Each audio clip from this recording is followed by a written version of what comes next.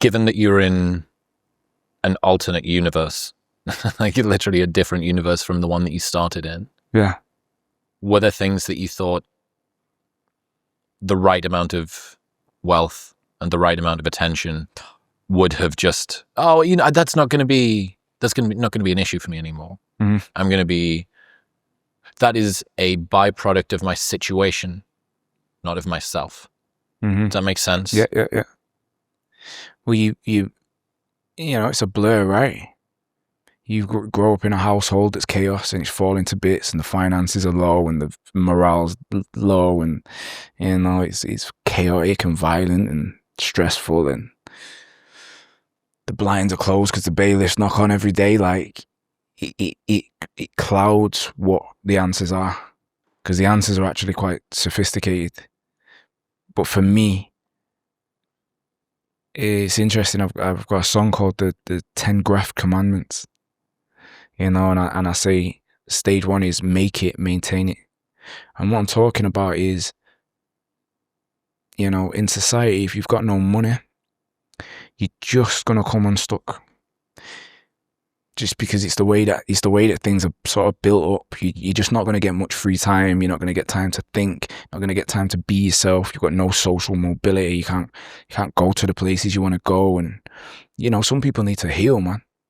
And that's why I've tried to make songs that touch on certain topics, because people sort of are out there desperately needing to heal, but without the freedom that money can bring, you don't get the time to address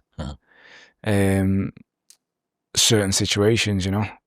So yeah, in my calculations, which I'm quite accurate, by the way, a lot of the time, I feel like even when I'm wrong, I was right.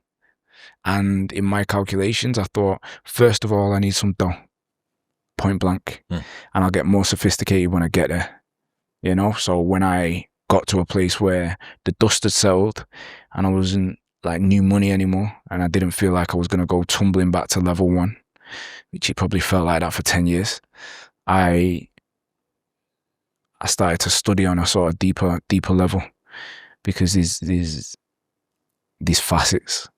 Well, rule 2 is protect your energy, right? Yeah. It's interesting when you're right. It wasn't everything, but it was the first thing. It's the launch velocity that gets you off the launch pad, right? It's that initial start, and without that, there's multiple costs that you pay, and you can't do much without it. But I think assuming that was good and got me here means that is all I'll ever need, and is what will fix the remainder of the problems in my life. Is where people get stuck. Oh yeah, because you and like, look, by the way, that's why I say sort of be inspired, because if somebody comes from a 2-parent household where the parents done well and the kid was able to go to university and whatever, like, it don't make that person any less of a person, right? They're still gonna have their challenges, and you got to sort of respect the parents for building a platform, but that child has still got his own challenges moving forward. He can still fall to complete pieces, you know. So it applies no matter where anybody sort of starts. But if you've got no financial intelligence, if there's no one to teach you about money, then you just think that money changes everything. You just think that it's the answer to everything. And it's not until you achieve them sort of financial goals, a certain car, certain house size or whatever, that you like, because you can see the trophy, right? It's there. And then you pick it up and it's completely hollow. And you're like, oh no. Because I thought inside that trophy was going to be the answers to all my trauma, all my pain, all my fractured and damaged relationships with family members that are dysfunctional and haven't transcended it. And I thought it was going to really, and it's like, no. What this does is gives you the freedom to do the work. And you're just like... you're telling me that this money is the entry ticket into the assault course, which I now have to go and do. You got to invest in yourself. Self-investment all the way through. And that's what had to happen. I remember buying a Lamborghini off the showroom, right? say it's 5, 6, 7 years ago. I'm much younger and I'm brash. I need rappers in London to know I'm serious. You guys think you're serious? Like, we're not playing. So I'm big and boisterous about it. I'm filming myself on Instagram. I was one of the early adopters of like doing dumb shit on Instagram to like have people take notice. Yeah. So I'm in the bank like, yeah, I need to put 200,000 down, please. So I buy this car and then I get it all blacked out so everybody knows like it's paid for, you know, my name on the wheels and stuff. I remember like as I go to drive off the showroom, I don't know what I thought was going to happen. I probably thought I was going to take off and fly to Mars and like the rest was history. I come off the showroom and I was like, oh, like nothing's changed. Not only has nothing changed, now I actually understand that financial gain isn't going to change certain things. Like I'm still stressed out about that thing I was stressed out about this morning. I'm excited because I'm driving a Lamborghini, but like, that's going to fade. The novelty will wear off in 10 minutes and we're back to square one.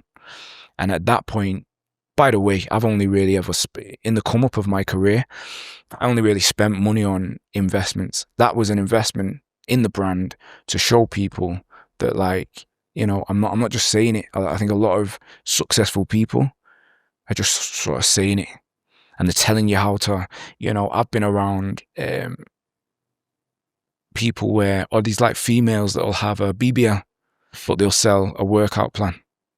It's not the real thing. So I was trying to put my money where my mouth was and just be like, look, man, like, I'm saying I'm big and boisterous and I can back it up. So there was all self-investment. However, then I had to invest time, energy, and finances into sort of healing and understanding what the other great people that have existed on the planet understood.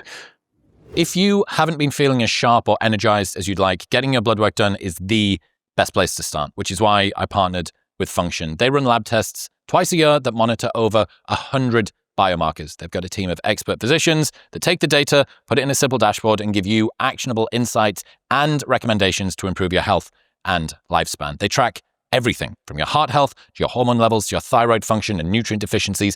They even screen for 50 types of cancer at stage 1, which is 5 times more data than you get from an annual physical. And getting your blood work done and drawn and analyzed like this would usually cost thousands, but with Function, it is only $499. And right now, they're giving 1,000 Modern Wisdom listeners another $100 off, bringing it down to $399. So just go to the link in the description below or head to functionhealth.com/modernwisdom. That's functionhealth.com/Modern Wisdom. Thank you very much for tuning in. Ooh, a tasty morsel of a conversation for you there. Well, full meal available right here. Go on. Press it.